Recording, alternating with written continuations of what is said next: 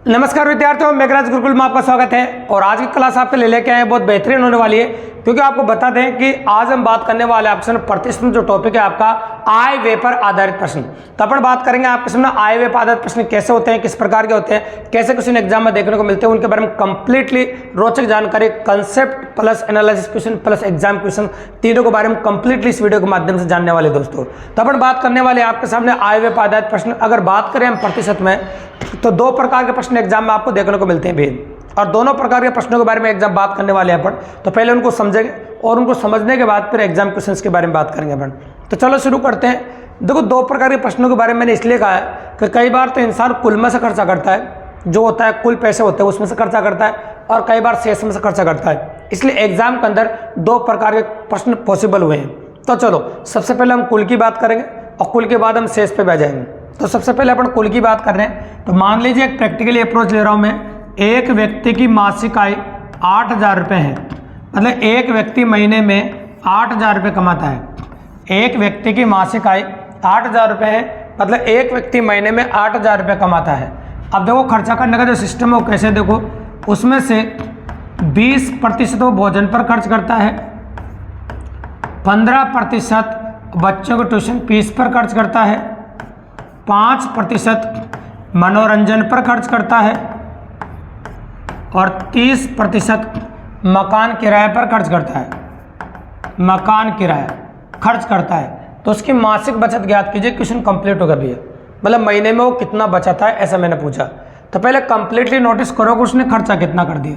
अगर आप नोटिस करने जाएंगे कंप्लीटली, नोटिस कीजिए उसने कंप्लीटली जो खर्चा किया वो जोड़िए आप। 30 और 20 कितना हो जाएगा, 50, और 50 20 कितना होगा, 70%। तो जो खर्चा हो चुका है ना वो 70% का हो चुका है। तो बचा कितना बताओ, 30%, क्योंकि 70% का खर्चा हो गया तो बचत कितनी हो गई, 30%। और 30% जो बचत है ना वो अपन किसकी, 8,000 की। तो 8,000 का 30% निकाल दो, आपका आंसर आ जाएगा। तो मैंने लिखा 8,000 का 30% का मतलब गुणा, अरे 30/100। तो आपसे बचत ही पूछी थी, 2 0 से 2 0 कट जाएगा, 8 या 24, मतलब ये आ जाएगा आपका 2,400 रुपये। मतलब महीने के अंत में वो 2,400 रुपये की बचत करता है। अगर हम महीने के अंत में बात करेंगे तो 2,400 रुपये की बचत करता है।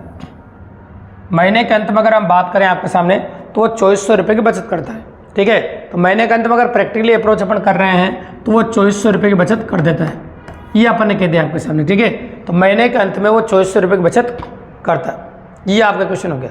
अब कई बार क्या होता है, देखो कि ये तो आपको कुल आय दे रखी थी और आपको बचत पूछी थी। कई बार बचत दे के आय भी पूछता है। देखो तो मान लो इसी क्वेश्चन को ले लीजिए आप, कई सारे डाटा ऐसे कैसे दे रखे हैं आपको, ये मान लो सारे डाटा ऐसे कैसे, और बचत दे रखी है मान लो 2,100 रुपये आपको। ये लो, इस बार बचत दे रखी है आपको 2,100 रुपये, बाकी सारे डाटा ऐसे कैसे, कुल आय नहीं दे रखी इस बार आय नहीं है, इस बार ये डाटा है और बचत है। इस बार कुल आय पूछिए, दोनों तरह की वेराइटी एग्जाम में देखने को मिलेगी। तो अगर नोटिस कर रहे हो तो बचत दे रखी है और बचत कितनी हो रही है, 30%। तो 30% बराबर 2,100 रुपये दे रखा है, ये दे रखा है उसने, और 30% बराबर 2,100 रुपये दे रखा है। तो आप कह सकते हैं 1% बराबर कितना आ जाएगा, 0 से 0 कट जाएगा, ये कट गया, और 3 से कट जाएगा 7 बार, तो ये आ जाएगा 70। 1% बराबर 70 रुपये, और टोटल कुल जो आय होती है वो 100% होती है। तो 100% बराबर हो जाएगा आपका 7,000 रुपये।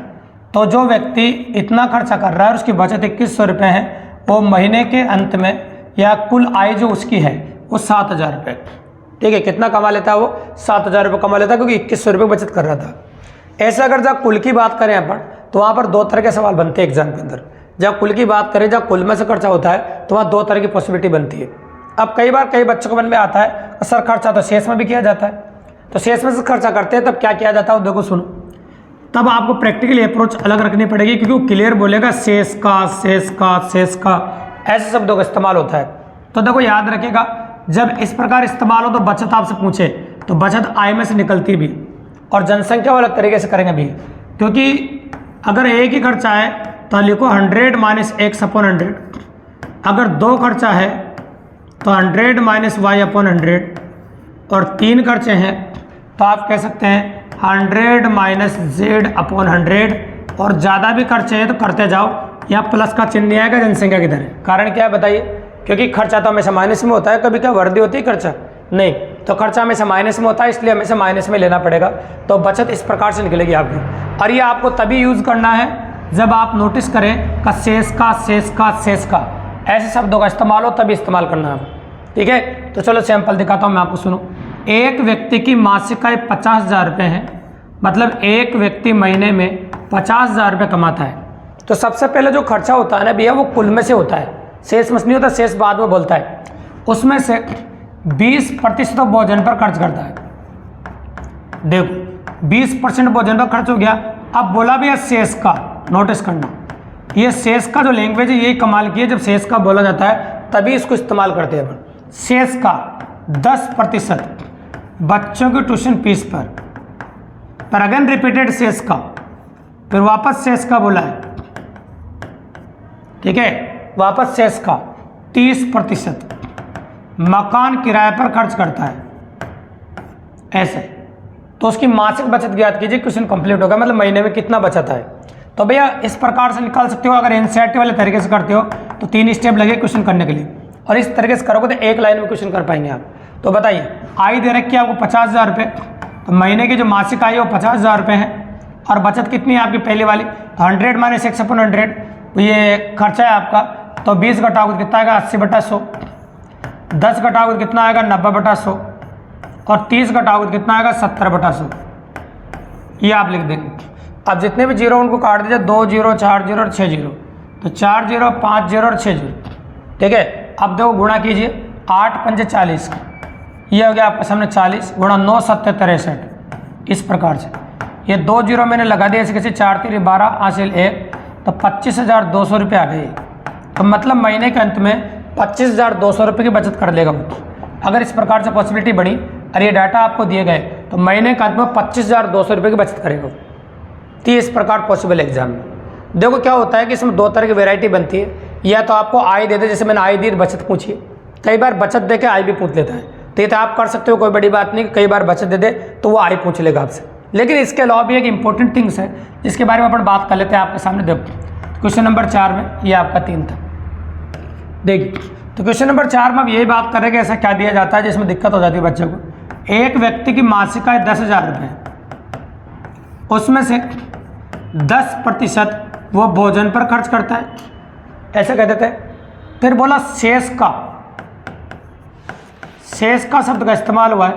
शेष का 15% बच्चों की ट्यूशन फीस पर। फिर यह शेष का एक ही बार बोला, फिर कोमा लगाया भी। अब कोमा लगा के बोला 5% दवाइयों पर।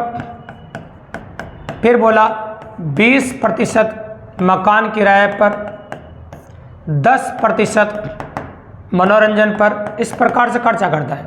ये सारे खर्चे किए गए, लेकिन एक बात याद रखना, शेष का यह एक ही बार बोला और ये सारे जो खर्चे किए वो एक साथ किए भी। जब कोमा लग जाए तो बच्चे जल्दबाजी में गलती क्या कर देते हैं, ऐसा हो जाता है 90/100, 85/100, 95/100, 80/100, और ये हो जाएगा 90/100। तो ऐसे बिल्कुल भी नहीं करना है। चारों खर्चे एक साथ किए गए हैं, तो जोड़ दीजिए चारों खर्चे। ये 20 20 40 और 50, तो 50% का जो खर्चा आपके सामने किया गया है वो एक साथ किया गया भी। शेष का सिर्फ एक ही बार बोला है, तो ऐसी गलती बच्चे करते हैं, इसलिए बताया गया भी।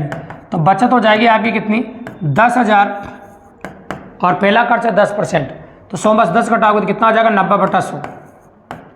और ये 50% का खर्चा है, 100 में से 50 घटाओगे तो 50/100। अब जितने भी जीरो काट दो, ये 4 0 हो जाएगी, 4 0 कट जाएगी, कट गई।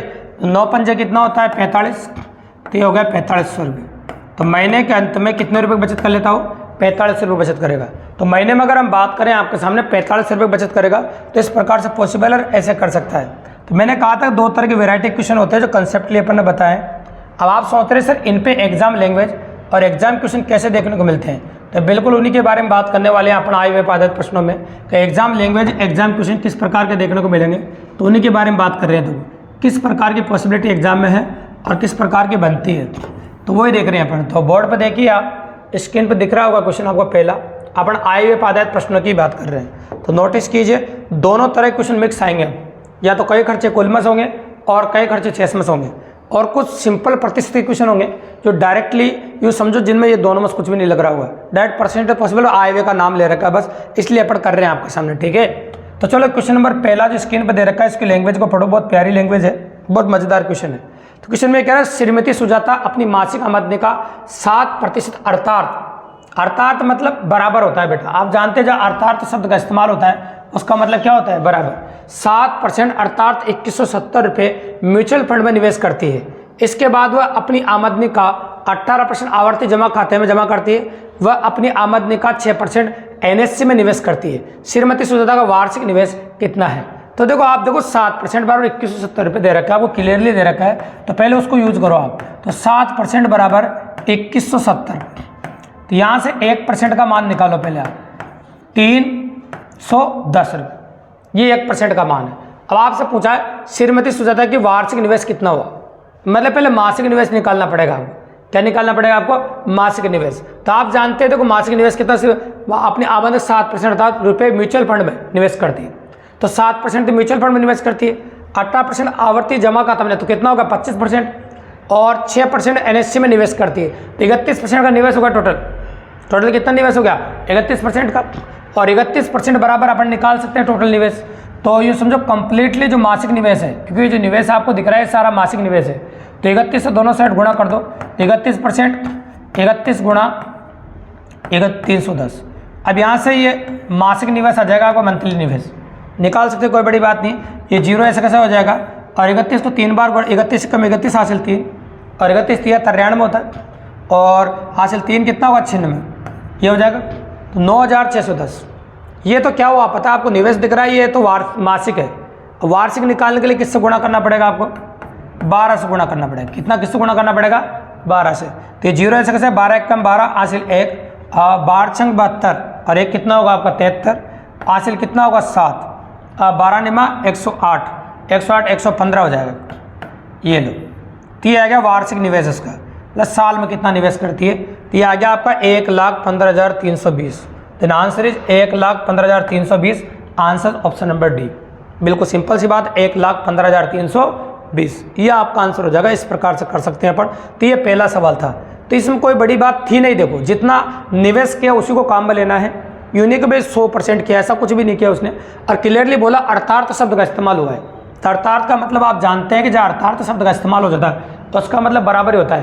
अर्थार्थ, अथवा, या, इनका मतलब बराबर होता है। तथा वगैरह आ जाए कभी कंजक्शंस, उनका मतलब तो प्लस होता है भैया फिर। यानी ये हमेशा पूरी गणित की लैंग्वेज जब हम पढ़ाते हैं आपको कंसेप्चुअली, उसमें एकदम क्लियर बताते हैं आपको। तो एक एक बात को बहुत प्यारे तरीके से और अच्छे तरीके से समझने की कोशिश करो, बहुत मज़ा आने वाला है आपको। और अगर क्लास को एंड तक वॉच करेंगे तो आपको किसी भी चीज़ की एक्स्ट्रा जरूरत नहीं पड़ने वाली है, मेरी गारंटी है। बहुत फ्री ऑफ कॉस्ट पढ़ा रहे हैं और इजीली आप अप्रोच कर सकते हैं। तो क्वेश्चन नंबर 2 जो स्क्रीन पर आपको दिख रहा है इसको नोटिस कीजिए। राम के कुल रुपयों में से 20% धन खो गया। राम के पास जो कुल रुपए थे उसमें से 20% तो खो गए। आगे बोला शेष का 25% खर्च करने के पश्चात उसके पास 480 रुपये बचे। अब शेष का तो 20% तो खो गए और शेष का 25% खर्च करने के बाद 480 रुपये बचे। राम के पास आरंभ में कितना रुपया था, मतलब कुल आय पूछी शुरुआत में कितने धन थे। तो आपको बचत दे रखी, देखो जो अपन ने शेष का सिस्टम वाला तरीका किया था उससे कर सकते हैं। तो 480 रुपये बचत है। आय का पता नहीं स्टार्ट में कितने पैसे थे उसके पास, वो पता नहीं है। और पहले जो खोए थे वो 20% था। तो 20% खोना मतलब जाना या खर्च होना, बात एक ही भी है। खो जाए खर्च हो जाए उसी का बराबर, तो 80/100 हो जाएगा। और दूसरा खर्चा जो हो रहा है 25 का, तो 75/100 हो जाएगा। यह तरीका होता है अपना क्वेश्चन करने का जब शेष का बोला जाता है। अपन ने बताया था अभी थोड़ी देर पहले वीडियो की शुरुआत में। अब क्वेश्चन करना हमारे लिए कोई बड़ी बात नहीं, अप्रोच है। तो काटते हैं आंसर आ जाएगा आपको। तो चलो काटना, 25 या 75 और 25 चौक कितना होता है 100, 20 चौक 80 और 20 पंजे 100। ठीक है, ये 4 से 4 कट जाएगा। अब आगे देखो क्या 3 से काट सकता हूँ मैं उधर, और वो कोई तरीका नहीं है। 3 से काट दे, 1 3 3 6 3 18 मतलब 160 बार, और 160 को 5 से गुणा कर दो तो इनकम आ जाएगी। या फिर उसके बाद प्रारंभ में जो रुपए थे वो मान लो आप, 16 पंजे 80 और 1 0 पहले से लगा दो। तो आंसर आ जाएगा आपका 800 रुपये। आंसर क्या हो जाएगा भैया आपका 800 रुपये। बिल्कुल सिंपल और काफ़ी इजीली। तो ये तरीका बेस्ट अप्रोच रही है कि आपको 2 एनसीईआरटी तरीके से 2 बार क्वेश्चन नहीं करना पड़ेगा, आप 1 बार में क्वेश्चन कर सकते हैं। तो जो उसके प्रारंभ में जो पैसे थे उसके पास वो 800 रुपये थे भैया। बिल्कुल सिंपल और काफ़ी इजीली। तो ये हो गया आपका क्वेश्चन नंबर 2 जो स्क्रीन पर चल रहा है, गौर से देखिए आप। अब बात करेंगे अपन क्वेश्चन नंबर 3 की। क्वेश्चन नंबर 3 क्या कहता है वो नोटिस करो, वो भी स्क्रीन पे गौर से देखो। आए हुए के क्वेश्चन है, बहुत प्यारे प्यारे क्वेश्चन है और संख्याएं चेंज होती है, लैंग्वेज चेंज होती है, बाकी सब कुछ सेम रहता है। राकेश अपने वेतन का 15% सावधि निवेश खाते में जमा करता है। अपने वेतन का, और शेष के 30% को किराना खर्च पर निवेश कर देता है। यदि हाल में 2380 रुपये है तो उसका वेतन कितना था? तो भैया वही क्वेश्चन है, सेम टू सेम, कोई अंतर नहीं है। अगर कर देते हैं अपन स्पीडली तो बचत है ये। हाल ही में उसके पास कितने रुपये बताओ? 2380 रुपये तो है उसके पास, और आय क्या थी वो पता नहीं है। और पहला खर्चा था 15%, मतलब 85/100, और दूसरा जो खर्चा था 30%, मतलब 70/100। तो ये सेम टू सेम वेराइटी, बस क्वेश्चन की जो लैंग्वेज है वो घुमा के दिए, देखो आप, है ना। तो लैंग्वेज घुमाई और क्वेश्चन में कोई बड़ी बात नहीं। अब जो कट रहा है उनको काट देता हूँ पहले तुम्हें, है ना। देखो अगर आप सामने काटना चाहो, पहले सामने की संख्याओं को खत्म करना चाहो तो कर सकते हो, कोई मना नहीं है। ये 0 से 0 कट गया आपका, और 7 से कट रहा हो तो काट दो। देखो 7 × 21, है ना, 7 से काटो, 7 × 21 और 7 × 4 28, ये 34 बार कट गया, ठीक है। अब इधर काट दोगे तो इधर भी काट दोगे आप, 17 से काट दो, 17 × 5 = 85 और 17 दूनी 34, ये 17 से कट गया। अब 5 से काट दो, कितनी बार कट गए? 20 बार कट गया। तो नीचे कितना हो जाएगा? 2000। अब 2000 को उधर कैंची गुणा कर दो 2 से, तो आय जो निकल के आ जाएगी आपकी का 2000 × 2, देन आंसर इज हो जाएगा आपका 4000 रुपये। देखो जनसंख्या पर आधारित प्रश्न और आयव्यय पर आधारित प्रश्नों में थोड़ी सी कैलकुलेशन तो होती है प्रतिशत में। ये दोनों टॉपिक ऐसे होते हैं जिनमें क्या है कि कैलकुलेशन पॉसिबल है, क्योंकि संख्या अपने हिसाब से देता है तो कैलकुलेशन संभव है। तो आंसर आ गया आपका 4000 रुपये, बिल्कुल सिंपल और काफ़ी ईजिली। ये था आपका क्वेश्चन नंबर 3। आराम से देखते जाइए, काफ़ी इजीली और काफ़ी अच्छा पॉसिबल होने वाला है। तो सब तरह के सवाल अपन लेने वाले थे, एक एक बात को क्लियरली समझते जाइए। अब अगला देखिए, नेक्स्ट क्वेश्चन क्या कहता है अपना, क्या क्वेश्चन बन रहा है वो देखो। एक व्यक्ति अपनी आय का 60% खर्च कर देता है। यदि उसकी मासिक आय 3000 रुपये, अपनी आय का 60% खर्च कर देता है और मासिक आय कितनी है? 3000 रुपये, तो उसकी मासिक बचत ज्ञात कीजिए। तो भैया 60% तो खर्च ही कर देता है, तो बचत जो होगी वो कितनी हो गई? 40% ही हो गई, है ना। बचत कितनी होगी आपकी? 40%। और मासिक आय कितनी है इसकी? 3000 रुपये, तो 3000 का 40% ही निकालना भी है। तो का मतलब गुणा और 40/100, ये 2 0 100 2 0 और 4 3 1200 रुपये। तो बताओ उसकी बचत कितनी हो जाएगी? 1200 रुपये। तो बिल्कुल सिंपल और काफ़ी इजीली आपका आंसर होगा 1200 रुपये। बिल्कुल इजी सवाल है, क्वेश्चन में कोई दम नहीं था। तो लैंग्वेज समझो, कई बार इजी सवाल भी पॉसिबल होते हैं एग्जाम के अंदर। बहुत प्यारा सवाल। हम आयव्यय की बात कर रहे हैं कन्फर्मली, तो आयव्यय के बारे में बात करेंगे। तो ये था आपका क्वेश्चन नंबर 4। अब स्क्रीन पर जो क्वेश्चन दिख रहा है वो क्वेश्चन नंबर 5 है, ज़्यादा अच्छा उससे। और क्वेश्चन की लैंग्वेज क्या हो देखो सुनो। एक व्यक्ति अपनी आय का 76% खर्च करता है। एक व्यक्ति अपनी आय का 76% खर्च करता है, उसकी आय 20% बढ़ जाती है तथा वो अपना खर्चा 15% बढ़ा देता है, तो उसकी बचत कितने प्रतिशत लगभग बढ़ जाती है? देखो एक व्यक्ति अपनी आय का 76% खर्च करता है, आय कुछ भी हो सकती है उसकी, अपनी मर्जी से मान सकते हैं। तो एक व्यक्ति अपनी आय का 76% खर्च कर देता है, उसकी आय 20% बढ़ जाती है ना। तो देखो इस क्वेश्चन को आपको 100% मान के करना पड़ेगा। तो माना उसकी आय जो थी प्रारंभ में, जो आय थी फर्स्ट वाली जो आय थी उसकी, वो 100% मान लो आप, ये मान लो, ठीक है। अब आय का कितना? 76% खर्च कर देता है, तो खर्च कर रहा है 76%, ये लो। तो बचत कितनी हो रही शुरुआत में? तो शुरुआत में जो बचत हो रही है ना वो 24% की हो रही है भी, ऐसा कर सकते हैं। शुरुआत में जो बचत हो रही है कितनी हो रही है? 24% की। ये पहली लाइन पढ़ ली मैंने। अब आगे पढ़ो। उसकी आय 20% बढ़ जाती है। नई आय अगर 20% बढ़ेगी तो उसकी नई आय कितनी हो जाएगी? नई आय हो गई देखो ये, है ना। तो नई आय कितनी हो जाएगी? 20% बढ़ेगी। 100 में 20% बढ़ेगा तो कितना होगा? 120% हो जाएगा। नई आय कितनी होगी बताओ? 120%, क्योंकि आय उसकी नई 20% बढ़ जाती है। अब तथा वह अपना खर्चा 15% बढ़ा देता है। खर्चा भी 15% बढ़ रहा है, तो नया खर्चा निकालना पड़ेगा। खर्चा 15% बढ़ाता है, तो नया खर्चा निकालने के लिए 15% प्लस 76 का 115% निकालना पड़ेगा। बढ़ाने का मतलब वृद्धि करनी पड़ती है, तो ये 76 गुणा 115/100 ये लिख दिया अपन। अब इसको काट दो ताकि अपन निकाल सकते हैं नया खर्चा, है ना। 15% बढ़ा देता तो उसकी बचत कितने प्रतिशत लगभग बढ़ जाएगी? तो बचत तो अपने आप ही बढ़ेगी, है ना। अपन बात करेंगे यहाँ बचत निकाल लेंगे तो कितने % बचत बढ़ेगी? तो पहले इसको सोल्व कर लेते हैं, कैलकुलेट करना पड़ेगा अपन को। देखो 5 से काटो 23 बार, और 5 से कितनी बार कटेगा? 20 बार। अब 2 से काट दो 10 बार, और 2 से इसको काटो 3 दूनी 6 और 8 दूनी 16 38 बार। अब देखो ये गुणा करना पड़ेगा भी आपको। गुणा करने के अलावा कोई चारा नहीं है। अगर हम गुणा करेंगे तो काफ़ी इजीली अप्रोच कर पाएंगे इसको।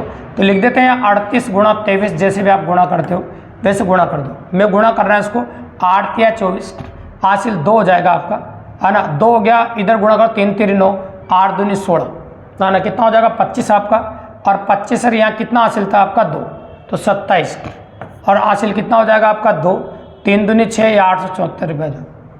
अब इसमें 10 का भाग लगाने का मतलब होता है एक संख्या का दशमलव लगा दो, तो यह हो जाएगा 87.4।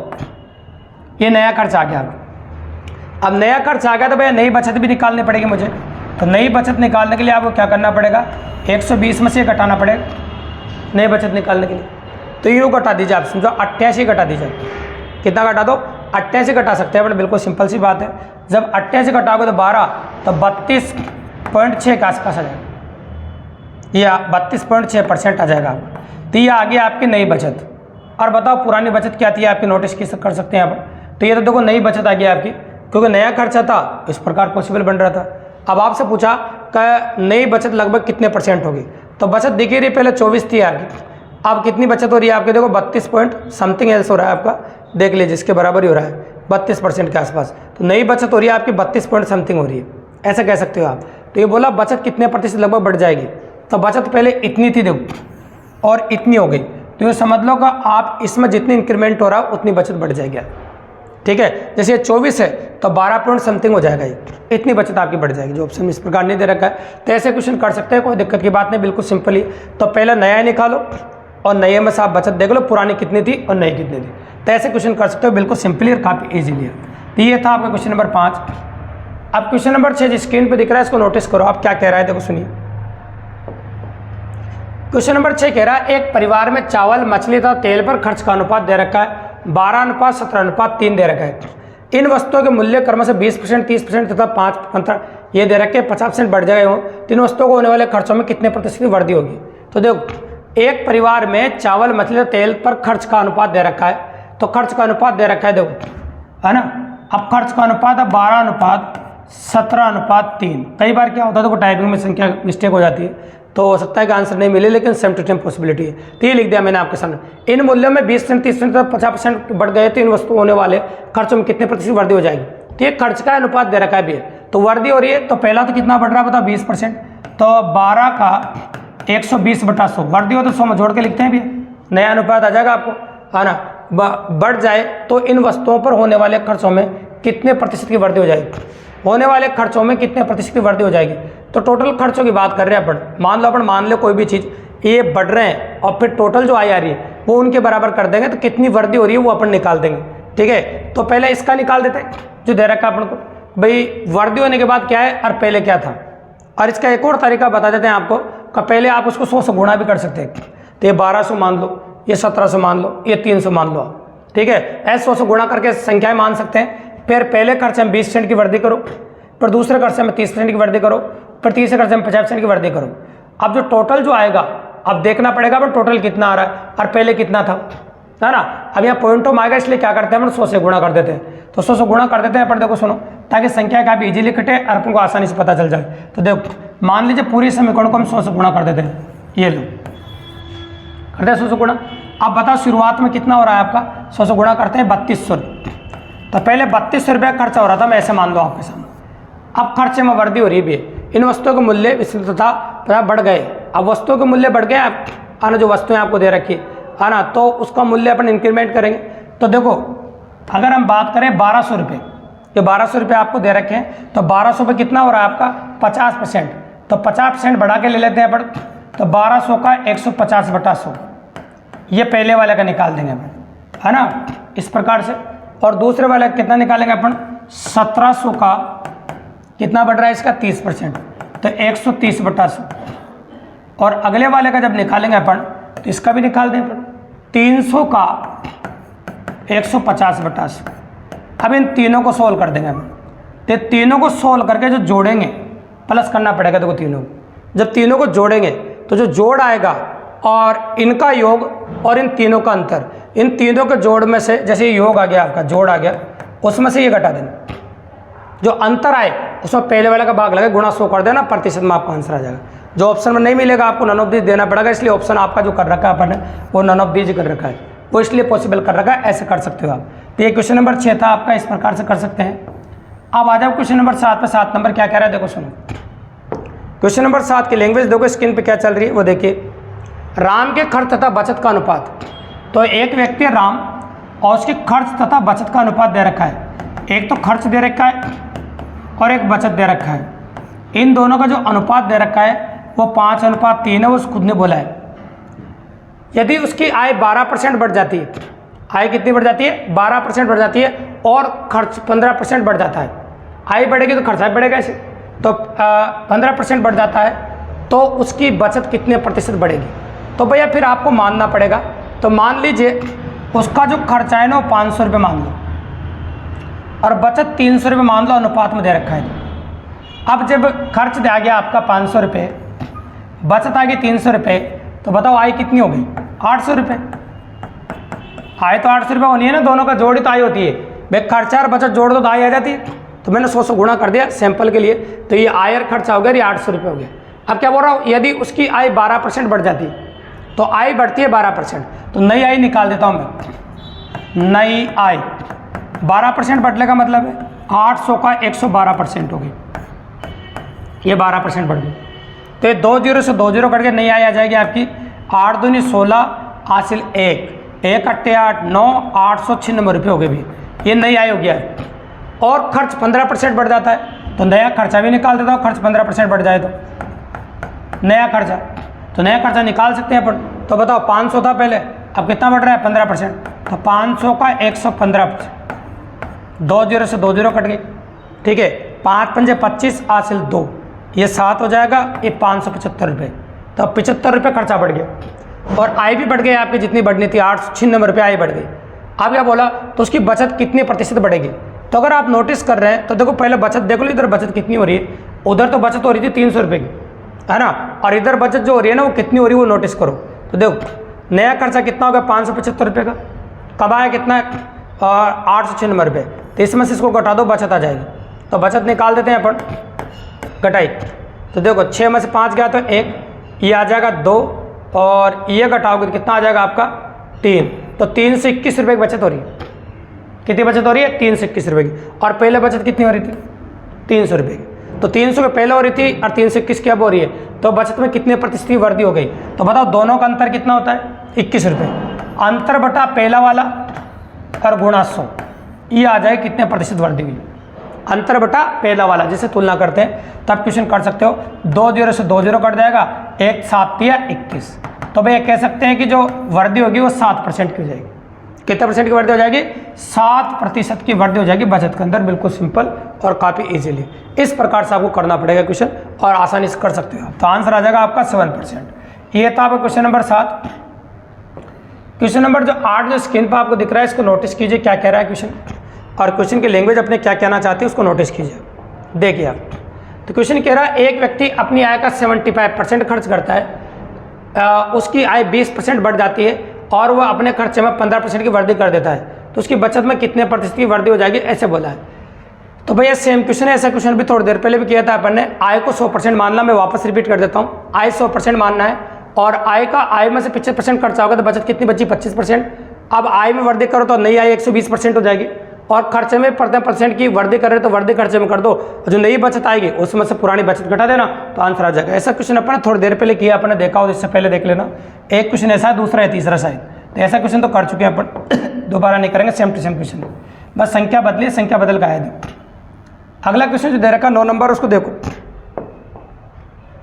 9 नंबर क्वेश्चन क्या कहता है? श्री गिरधर घरेलू चीज़ों पर अपनी मासिक आय का 50% खर्च करता है और शेष में से 50% परिवहन पर, 25% मनोरंजन पर, 15% खेलकूद खर्च करता है, तो 900 रुपये बचत करता है। गिरधर की मासिक आय ज्ञात कीजिए।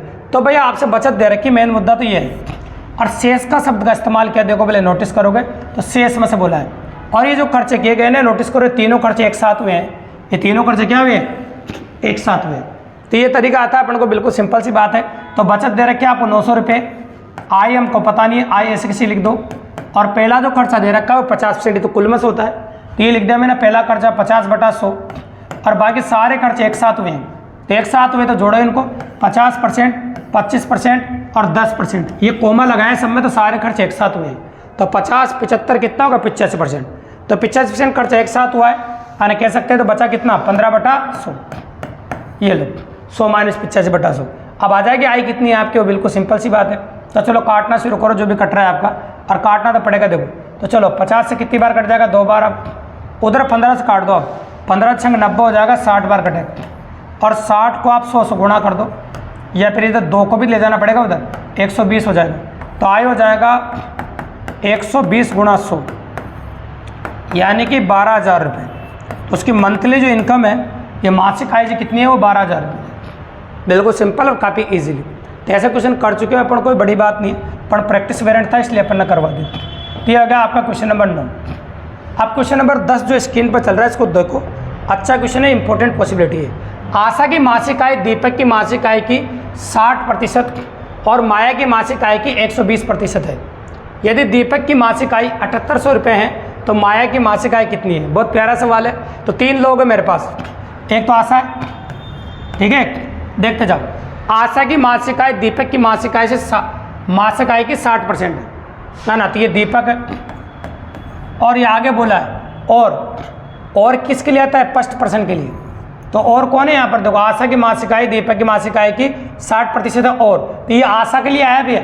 और किसके लिए? आशा माया की मासिक आय से की 120%। ये माया है, ये देखो। तो 3 व्यक्ति है, देखो। तो आशा की मासिक आय दीपक की मासिक आय की 60% है। दीपक की मासिक आय कितनी है? 60% है। तो मैं ये बोलूँ कि दीपक को 100 मान लो आप, दीपक कितनी मान लो? 100%। अब देखो आशा की मासिक आय दीपक की मासिक आय की 60% है, तो 100 का 60% कितना होगा? है ना, 60 होगा। 100 का 60% 60 ही होगा। अब आगे क्या बोला आपके सामने? और आशा की मासिक आय माया की मासिक आय की 120% है ना। आशा की मासिक आय माया की मासिक आय की कितनी है? 120% है। तो माया की मासिक आय की 120% है, तो माया की x मान लो आप, x का 120% बराबर 60, ये आशा की, ये दे रखी है आपको। अब इसको कैलकुलेट करना पड़ेगा जब जाके इसकी आएगी भी। तो चलो कैलकुलेट कर देते हैं अपन। ये गुणा 120/100 बराबर 60, ये 2 बार कटेगा और 2 से 50 बार कटेगा। 50 इधर घुमा दो, x बराबर 50। तो ये आगे भी माया की। अब तीनों के आ गई। अब तीनों का आने के बाद क्या बोला? यदि दीपक की मासिक आय 7,800 रुपये है, दीपक कितनी है? 7,800, मतलब दीपक 100% बराबर है। तो 100 बराबर तो आप कह सकते हैं 7,800 रुपये। तो 1 बराबर हो जाएगा 78 रुपये। 1 बराबर कितना हो जाएगा? 78 रुपये। अब आपसे पूछा माया की बताइए, तो माया किसके बराबर भैया? 50 बराबर। तो 50 से दोनों साइड गुणा कर दो, माया आ जाएगी। 50 से इधर गुणा कर दिया, 50 को इधर गुणा कर दो, ये लो 0 है ना। 50 से कितना? 78 है। 0 8 पंजे 40, देखो 0 लगा, 8 पंजे 40 हासिल 4, और 7 पंजे 35, 4 कितना होगा? 39। तो आंसर आ जाएगा भैया आपका 3900 रुपये। कितना आंसर आ जाएगा? 3900। बिल्कुल सिंपल और काफ़ी ईजी। ऐसे क्वेश्चन कर सकते हो। कई बार रिलेशनशिप वाले क्वेश्चन आ जाते हैं इस प्रकार के एग्जाम में, और ऐसे क्वेश्चन पुटअप होते हैं। अगर इन प्रकार के क्वेश्चन को करते हो तो एग्जाम में कोई भी सवाल पुटअप कर सकते हो और आराम से क्वेश्चन हो जाएंगे बेटा। तो ये क्वेश्चन नंबर 10 था आपका। और अगला क्वेश्चन जो स्क्रीन पर आपको दिख रहा है, इसको नोटिस करो। बिल्कुल छोटा सा सवाल है। मिनल स्टॉक मार्केट में 1,30,400 रुपये का निवेश करती है और उसकी वार्षिक आय 15% है। उसकी वार्षिक आय 15% है, तो मिनल की मासिक आय कितनी होगी? मिनल स्टॉक मार्केट में 1,30,400 रुपये का निवेश करती है, जो उसकी वार्षिक आय का 15% है।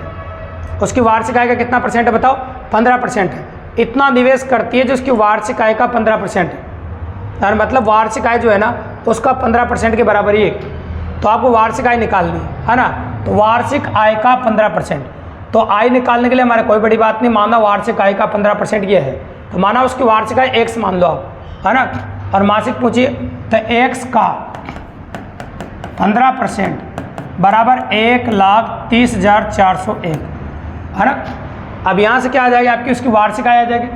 निकाल दें, तो चलो निकाल देते हैं। x गुणा 15/100। संख्याएँ कटेगी नहीं भी, नन ऑफ दी जाएगा, क्योंकि संख्याएँ 1 दे रखा है, तो संख्याएँ कटने का चांस ही नहीं है। तो आप जितनी कट रहे हो उनको काट दो, और नहीं कटना है तो मत काटो। चलो मैं लिख देता हूँ। 5 से 3 बार, अरे 20 बार, और 3 से कटे 4 3 12, 3 3 9, है ना। अगर काटो 4 3 12 वापस, और फिर 2 बचेगा, 6 3 18 कट रहा है। 3 से काट देता हूँ मैं। तो चलो देखो 3 से संख्या कट रही तो काट देते सामने। 4 3 12, 3 3 9, फिर 1 बचा 4 3 12 है ना, 6 3 18 और 7 3 21 कट गया। अब 20 से इधर गुणा कर दो आप दो, ये 43,467 आ गया। तो x का मान आ जाएगा आपका ये 0 ऐसे से लिख दो और 200 गुणा करो 14 हासिल 1 13 हासिल 1 9 और 3 दूनी 6 है ना और 8। तो इस प्रकार पॉसिबल है संख्या देखो 83,000 है 8 हो जाएगा। तो ये हो जाएगा आपका 8,59,340। तो ये तो एक्स आ गया, मतलब वार्षिक आय आ गया। तो वार्षिक कितने आ गया आपकी ये वाली। और वार्षिक आने के बाद तो मासिक निकालना तुम्हारे लिए कोई बड़ी बात नहीं है ना। तो वार्षिक आय आने के बाद महीने की मासिक आय पूछिए, तो मासिक निकालने के लिए 12 का भाग लगा दो। मासिक निकालने के लिए किसका भाग लगा दो 12 का, क्योंकि साल भर में इतना आई है तो महीने की निकालने के लिए 12 का भाग लगा ही सकते हैं अपन।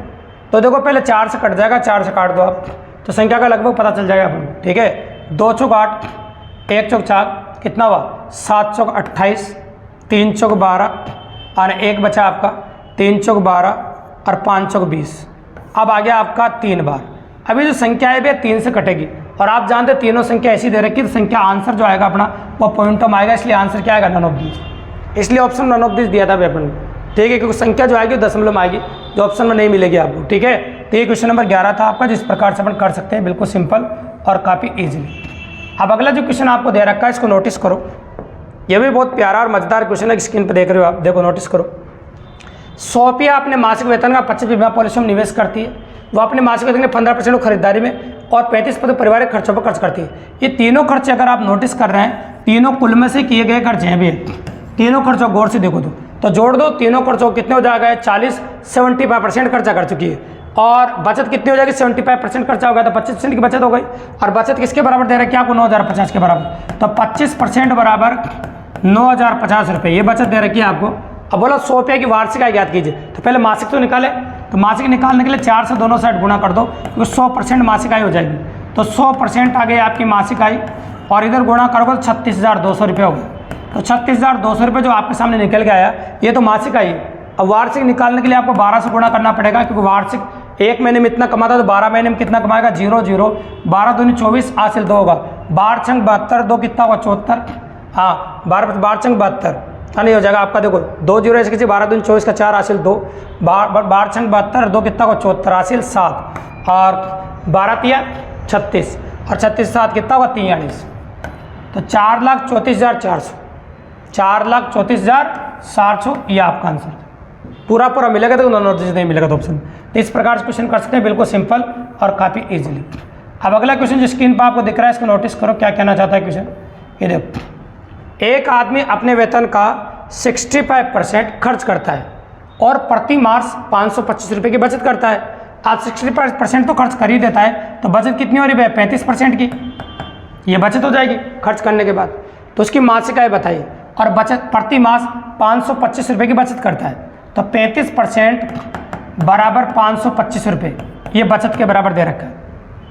आप जो कट रहा है उसको काट दीजिए, नहीं तो 1% का मान निकाल दो इधर घुमा के, है ना 100% आपको निकालना है। चलो कट रहा है तो काट देते हैं। तो देखो 35 से काटो, 35 से कम 35, एक बार कटेगा कितना बचेगा 15 और 15 कितना 17 बचेगा 175 हो जाएगा। तो 175 होगा तो कटेगा बिल्कुल, तो 175 कटेगा आपका 35 से 70 दूनी और 140 5 बार कटेगा तो एक बार और एक बार 5 बार तो 15 बार कट जाएगा। तो 1% बराबर 15 रुपये और कुल आय 100% होती है तो 100% बराबर हो जाएगा आपका 1500 रुपये। कितना रुपये आ जाएगा 1500 रुपये। बिल्कुल सिंपल और काफ़ी इजीली। ये इजी क्वेश्चन है, कई बार इजी क्वेश्चन भी एग्जाम में पॉसिबल हुए हैं तो सब तरह के सवाल एग्जाम में आ रहे हैं तो ऐसी कोई बड़ी बात नहीं, कर सकते हैं। तो ये था आपका क्वेश्चन नंबर 13। अब अगला क्वेश्चन जो आप नोटिस कर रहे हैं उसको नोटिस करिएगा क्या कह रहा है।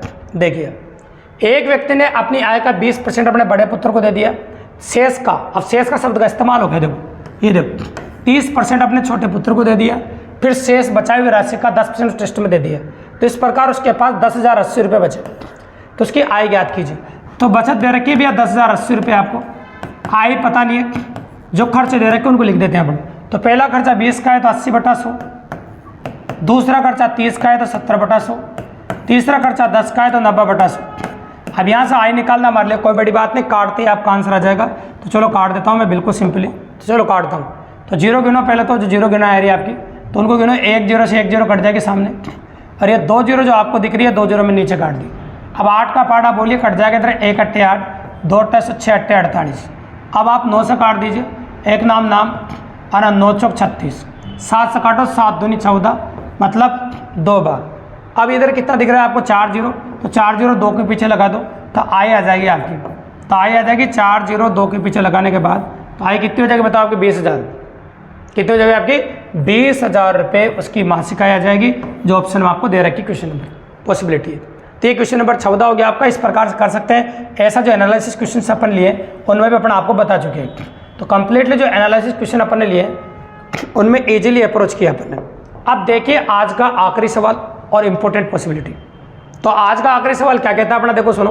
राधा अपने वेतन का 40% भोजन पर, 20% मकान किराए पर और 10% मनोरंजन पर तथा 10% परिवहन व्यय पर खर्च करती है। यदि माह के अंत में उसकी बचत 1500 रुपये है तो मासिक आय या वेतन ज्ञात कीजिए। तो भैया कहीं भी शेष का दिखा आपको? नहीं दिखा। तो जितने भी दे रखे उन सबको जोड़ दो। अगर शेष का नहीं दिखा तो पूरा जो खर्चा हो रहा है ना वो कुल में से हो रहा है अभी, तो जोड़ो सारे खर्चे कितने हो रहे हैं, 60-80% का खर्चा हो गया, है ना, 80% ही खर्च हो गया। तो बचा कितना 20%, और 20% बराबर कितना दे रखा है आपको 1500 रुपये। ये लो, तो 1% का मान निकाल देंगे अपन, 0 से 0 कट जाएगा आपका ये, और 1% का मान हो जाएगा आपका 75 रुपये। और कुल आय होती है आपकी 100%, तो 100% बराबर हो जाएगा 7,500 रुपये। तो बताओ उसकी मासिक आय कितनी हो जाएगी 7,500 रुपये। बिल्कुल सिंपली और काफ़ी इजीली इस प्रकार से कर सकते हैं आप क्वेश्चन। तो देखो पहले तो अपन ने कंसेप्ट बताया, फिर एनालिसिस क्वेश्चन से बताया, कुछ एग्जाम क्वेश्चन लिए 15 अपन ने।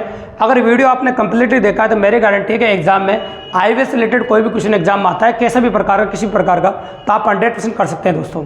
अगर क्लास पसंद आई हो, मजेदार लगे हो तो चैनल को सब्सक्राइब करें, लाइक करें, शेयर करें और अपने और दोस्तों को बताओ ताकि इसी प्रकार की बेहतरीन क्लासेज हम रोजाना आपको लाने का मोटिवेशन आपको मिलता रहे दोस्तों। धन्यवाद।